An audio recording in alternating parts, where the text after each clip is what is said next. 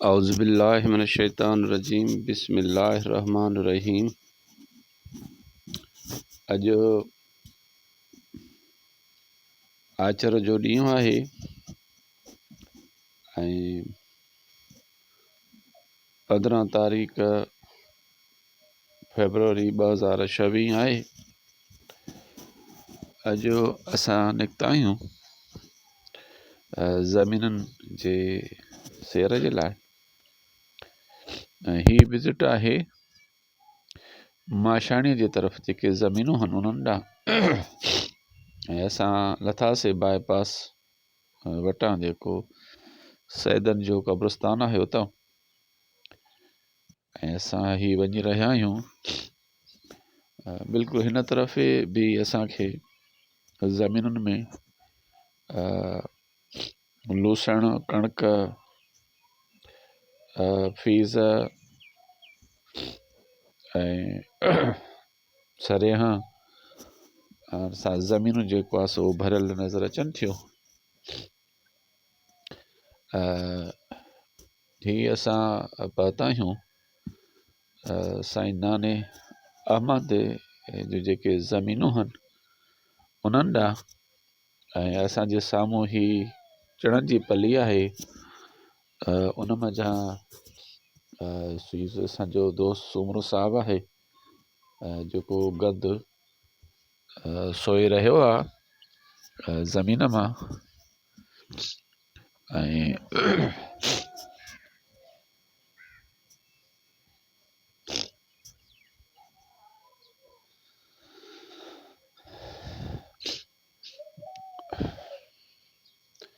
ही हिकु लॻभॻि जिरेब आहे।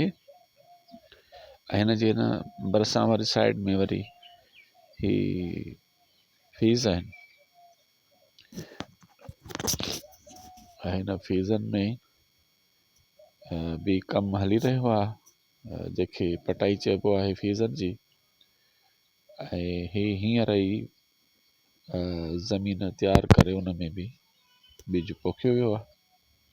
ही फीज़ ऐं ही फीज़नि में फीज़नि जी जेको आहे सो पटाई कंदे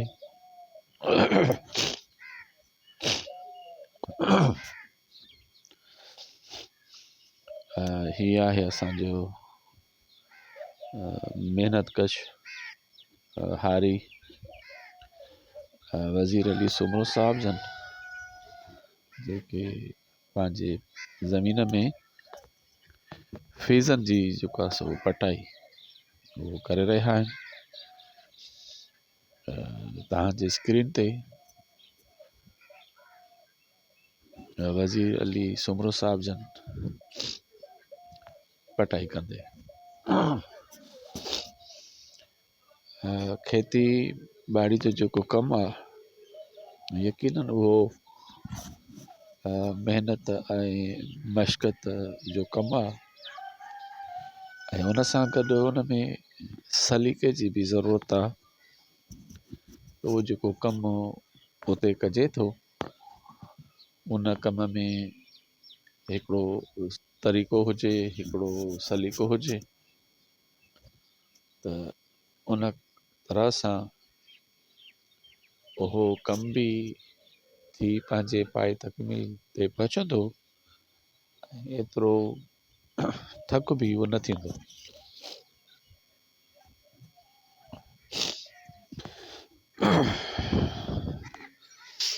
ही फीस पटिजी विया आहिनि। हाणे उन्हनि खे पाचके में विझनि था।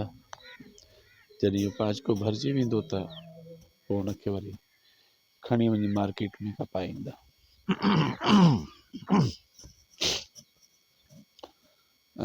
हारीअ जी महिनत जारी सारी आहे।